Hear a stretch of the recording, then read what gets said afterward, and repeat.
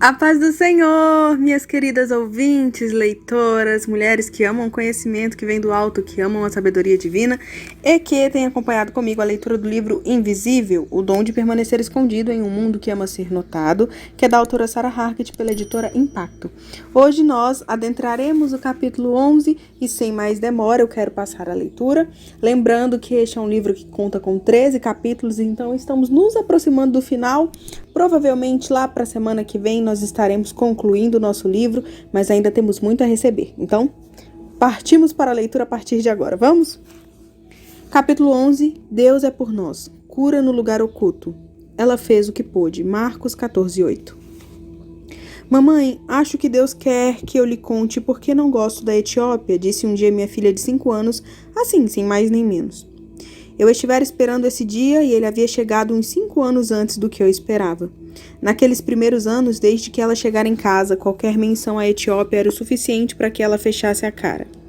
Amamos a Etiópia, eu havia dito à atendente etíope de um café ao colocar o protetor em um copo quente. Ela havia reparado nas minhas crianças e identificado algo familiar no rosto delas, e elas a haviam notado também. Mas, ao sairmos dali, ouvi minha pequenina dizer baixinho: eu não amo a Etiópia. À medida que suas habilidades linguísticas e cognitivas progrediam, eu fazia perguntas na tentativa de entender aquele desprezo, mas era em vão. Orávamos em particular, Nate e eu, sabendo que os segredos guardados por aquela pequenina acabariam tornando-se tóxicos se não viessem à luz. Foi somente quando 4 de nós estávamos na Uganda, correndo atrás da papelada de nossas outras 2 filhas, que senti Deus me dizendo: agora ela está pronta para conversar. Por coincidência, isso aconteceu no dia em que havíamos marcado um tempo de mãe e filha, após termos conhecido as outras 2, e enquanto esperávamos a burocracia. Dei a mão à minha pequena e caminhamos pela estrada empoeirada até o lugar mais próximo onde poderíamos tomar uma xícara de chá.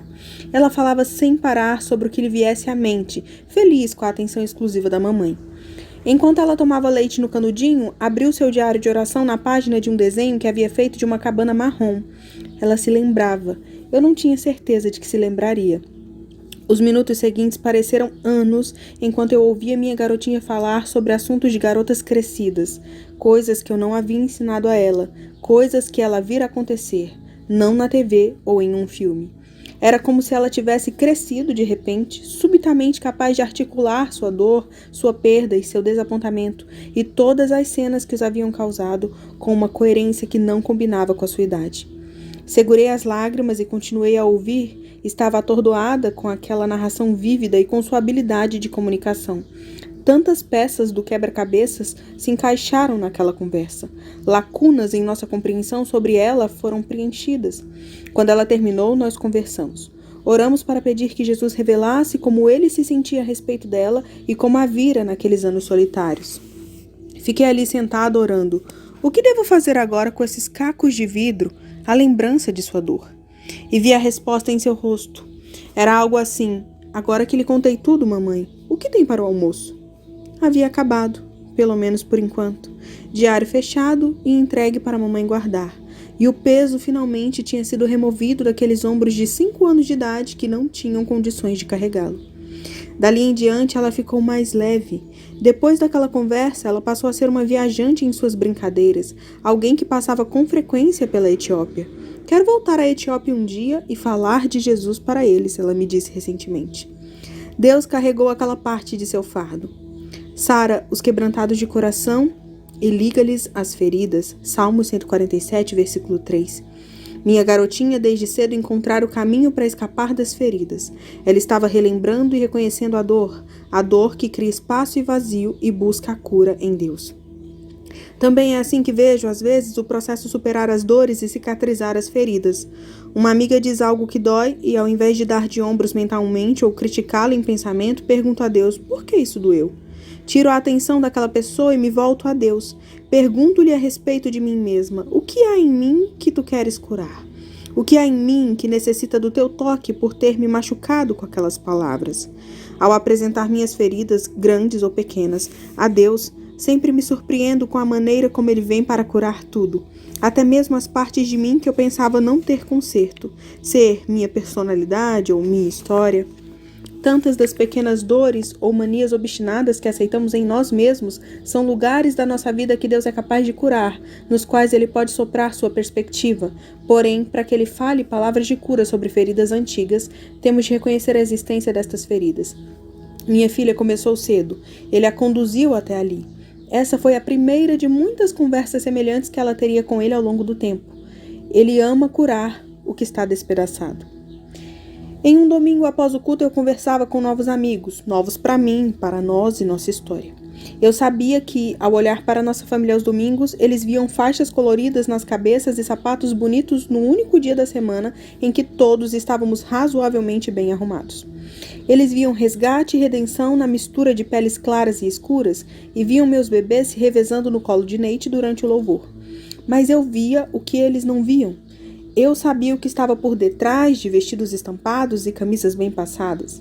Eu havia segurado aquelas mesmas crianças no colo enquanto reclamavam de ter pesadelos outra vez, e outros choravam sem motivo aparente, e ao mesmo tempo, por todos os motivos. Uma das meninas chegou ao meu lado durante aquela conversa com os novos amigos. Ela estava cheia de dor pelo dia anterior, embora estivesse vestida como se o sonho americano fosse sua invenção. Quando meus novos amigos lhe fizeram algumas perguntas, ela olhou para baixo e para longe. Resmungou baixinho por trás das mãos nas quais costuma esconder-se quando está insegura. Estava cansada e aquele convite para conversar com estranhos sorridentes apenas aumentava o seu cansaço. Porém, se não soubesse a história dela, você pensaria que era apenas outra pré-adolescente mal educada. Um pouco depois, a conversa terminou e estávamos vestindo nossos agasalhos e andando até o estacionamento. Entrei no carro, chateada e envergonhada. Minha filha não havia se comportado. Naquela conversa de 3 minutos, eu me senti aprisionada pelo julgamento imaginário de pessoas que mal conhecia. Como posso acabar com isso? Reclamei de minha filha aparentemente mal-humorada. E se ela ainda não conseguir olhar nos olhos de alguém quando tiver 30 anos? Como poderei levá-la a qualquer lugar se ela continuar se comportando assim? Naquela manhã eu me sentia como se tivesse falhado em cumprir o papel da mãe espetacular que trazia a redenção ao coração de sua filha. Muito pelo contrário, parecia que eu estava sendo permissiva com crianças desrespeitosas, permitindo um comportamento egoísta por não tê-la repreendido imediatamente. 3 minutos após uma conversa de 3 minutos, eu estava acabada.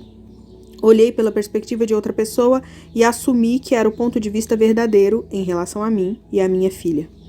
No caminho de casa, respirei fundo e me senti pior pelo que estava borbulhando em meu coração do que pelo que havia de fato acontecido. Horas depois, finalmente, me sentei perante Deus, pedindo-lhe que me desse sabedoria e curasse aquelas partes de mim. Minha reação àquela breve conversa na igreja me mostrou meus próprios medos. Eu tinha medo das opiniões dos outros e medo da trajetória de vida da minha filha. Dava mais importância às opiniões das pessoas do que à opinião de Deus. Dava crédito aos meus medos ao invés de confiar nele. Minhas reações não eram simplesmente a projeção de minha tendência a preocupar-me. Era um reflexo da minha necessidade de Deus. A cura começa com o reconhecimento de que estamos quebrados, despedaçados. O processo de ver a Deus como aquele que cura começa enxergando em nós mesmos a necessidade de cura. E então Deus nos esconde. Ele nos coloca em situações nas quais a opinião dos outros não nos ajudam, onde não conseguimos ver além de nossos medos. É ali que Ele fala conosco. E o anseio que resulta de estar oculto nos torna mais conscientes de nossas feridas e mais receptivos à cura divina do que ficaríamos em meio aos aplausos do mundo. O perfume foi mesmo desperdiçado. Os críticos de Maria estavam certos em dizer que ele poderia ter sido vendido e o dinheiro dado aos pobres, mas Jesus defendeu o sacrifício dela. Ela fez o que pôde, Jesus falou àqueles céticos. Estas são as palavras de um Salvador encarnado, capaz de ver o ato de Maria e suas feridas de outra maneira.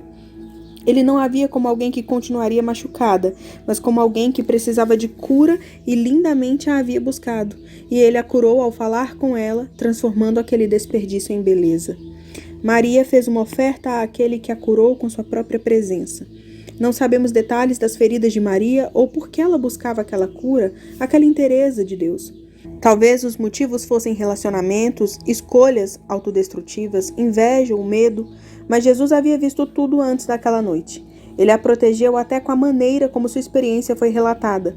Ele fez com que sua história se tornasse parte do Evangelho e lhe deu um papel de destaque em sua ressurreição. E foi assim que Maria, com toda a sua bagagem e as suas faltas, ungiu-o para o sepultamento com aquele desperdício de óleo perfumado. Aquela mulher tão machucada que estava sendo curada preparou o Salvador para ser curado e para curar o mundo.